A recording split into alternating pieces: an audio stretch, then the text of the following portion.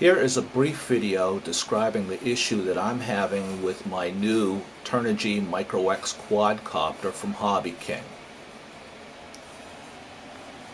Here's my machine.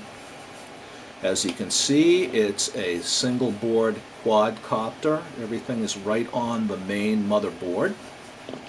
I've detached the two leg components from the motherboard and put them in place, but I haven't connected them yet.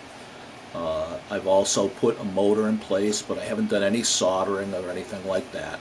I decided to connect the FTDI tool, which you can see there's the connector on the bottom, to my USB port of my computer, and take a look at the quad on my multi-Wii configuration application version 2.2.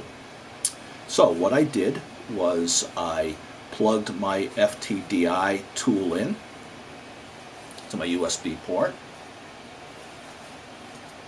and then I opened up my computer management console and took a look in the device manager, and as you can see, it shows that my FTDI tool is on COM port 3. Everything worked correctly.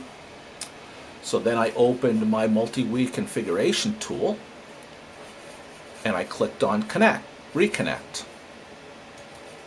When I did that, things started up. I see a brown line where I should see information from the sensors on the board, and it's just a single flat line, nothing else. If you take a look at the FTDI tool, you can see a red flashing LED on the tool, so something's not right. And if you look at the board of the quadcopter, there are no lights on it or anything like that. A few very kind people at the RC Groups forum pointed me to a couple of tools that I can use to reflash the firmware.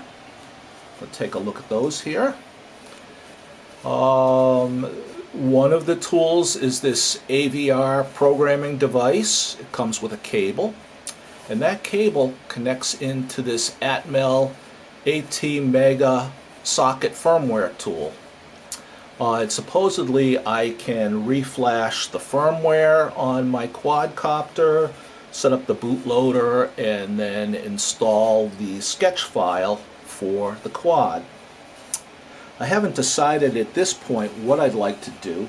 The cost of the two additional devices is another $24 or so. So I've decided to contact Hobby King.